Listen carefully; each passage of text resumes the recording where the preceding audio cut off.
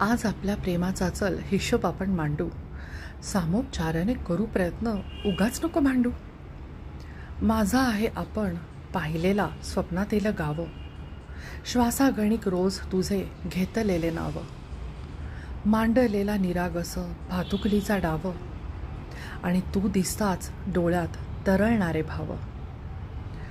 तुला मात्र हवे आहे आलिशान धाम, पाठीवर दाराच्या कोरलेले नाम, सजव त्याचा हवे तेवढे कर नक्षी काम, प्रेम नाही जेथे तेथे कसा लाग राम.